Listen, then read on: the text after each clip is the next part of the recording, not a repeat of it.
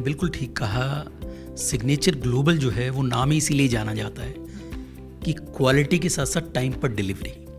देखिए, जो भी कस्टमर्स घर खरीदते हैं और ख़ास करके पहली बार जो घर खरीद रहे हैं, मुझे लगता है उन सब के लिए एक एस्पिरेशनल होम है।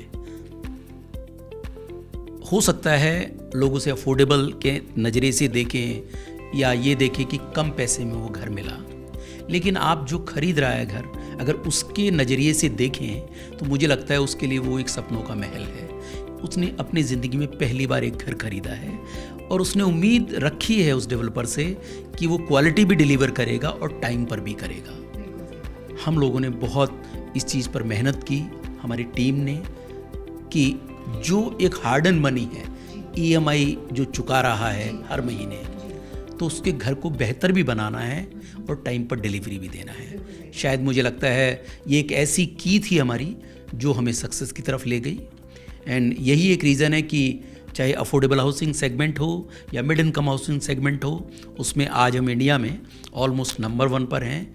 और इससे भी बड़ी बात, जो लोगों के दिल में एक हमने जो जगह बनाई है, वो मुझे लगता है कहीं ना कहीं बिल्कुल अलग है।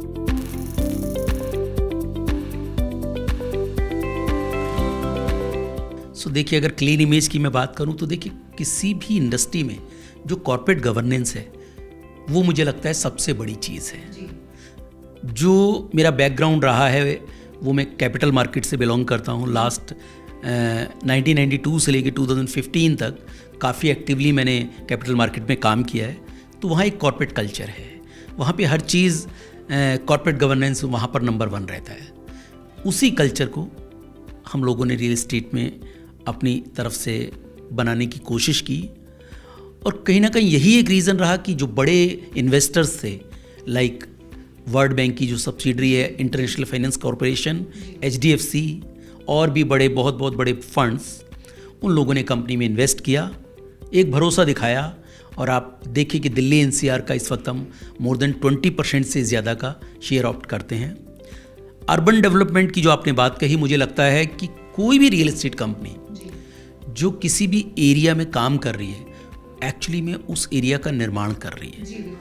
सिर्फ रोड इंफ्रास्ट्रक्चर ही केवल उसका निर्माण नहीं है, घरों का बनाना और उस सोसाइटी में जो भी लोग आने वाले उनकी लाइफ को अपलिफ्ट करना, ये मुझे लगता है सबसे बड़ी बात है। हम लोग बड़े कमिटेड हैं इस चीज़ को लेके। हमें लगता है जो प्रधानमंत्री जी का मिशन है 2047, और आज आपके जो प्रोग्राम का नाम भी है कि न्यू इंडिया बिल्डिंग, मुझे लगता है वो दोनों एक साथ मैच करते हैं।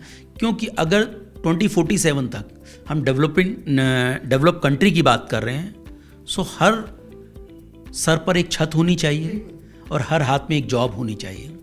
और मुझे लगता है रियल एस्टेट डेवलपर का बहुत बड़ा रोल वहाँ बन जाता है कि आने वाले 22-23 साल में सभी लोगों को घर देना, तो ये इंडस्ट्री भी बूम करेगी और रियल एस्टेट डेवलपर्स भी मुझे लगता है एक बहुत बड़ी उसके अंदर अपॉर्चुनिटी कहीं ना कहीं देख रहे हैं।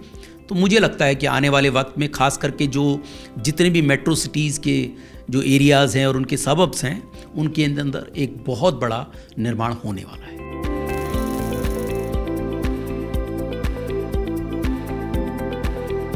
ऑफ कोर्स दिल के करीब तो अफोर्डेबल हाउसिंग ही है, लेकिन क्योंकि पिछले कुछ, अगर आफ्टर कोविड की मैं बात करूं, पिछले 2 से 3 सालों में तो जो लैंड के प्राइजेज हैं वो काफ़ी ज़्यादा बढ़ गए हैं और मटेरियल कॉस्ट भी कहीं ना कहीं इंक्रीज़ हो गई है। तो इससे अफोर्डेबल हाउसिंग बनाना कहीं ना कहीं अब दूभर हो गया है। गवर्नमेंट हेल्प करेगी तो ज़रूर, क्योंकि जैसा मैंने कहा कि ये दिल के बहुत करीब है। लगभग 20,000 से ज़्यादा घर अभी तक हमने बनाए हैं। मिड इनकम सेगमेंट के अंदर भी लगभग हमने 13,000 से ज़्यादा घर बनाए हैं।